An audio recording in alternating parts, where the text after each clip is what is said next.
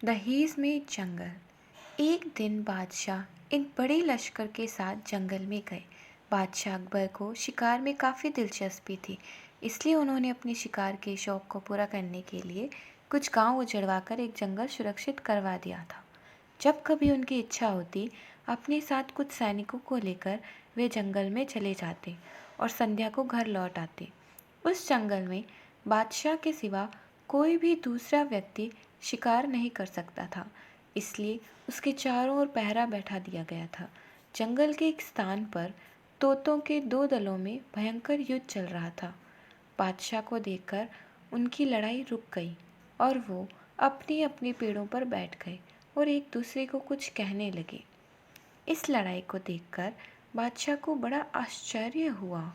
उसका भेद जानने के लिए लालायित होकर उन्होंने बीरबल से पूछा, बीरबल, तुम काफ़ी समझदार हो। हमने सुना है कि तुमने पशु पक्षियों की भाषा भी सीखी है और तुम उनके रहन सहन से भी परिचित हो। हमें बताओ कि इन तोतों की दलबंदी और युद्ध किस लिए हो रहा है। बीरबल को गांव उजाड़ने वाली याद आ गई। उन्होंने इस मौके का लाभ उठाने की सोची। वे बोले, इसका उत्तर कुछ कड़वा है। अगर आप नाराज़ ना हो तो मैं कह सकता हूँ। इसमें नाराज़ होने की क्या बात है? बादशाह ने बीरबल से कहा। महाराज, दरअसल इन दोनों दलों में से एक लड़की वालों का और दूसरा पक्ष लड़के वालों का है। दोनों समधी दहेज के लेन देन पर झगड़ रहे हैं।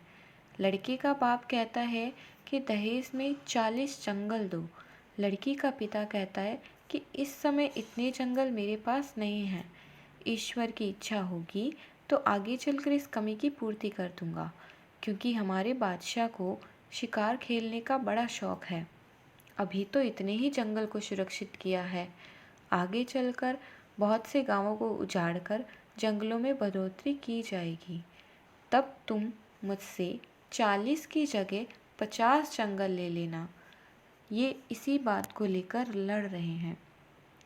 यद्यपि बीरबल की उपरोक्त बातें कल्पित थी, फिर भी बादशाह पर उनका प्रभाव पड़ा। उनका मन शिकार खेलने की तरफ से उचट गया।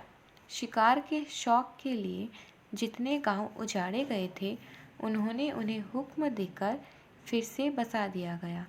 आपको ये कहानी कैसी लगी? कमेंट्स में ज़रूर बताएं। Don't forget to subscribe.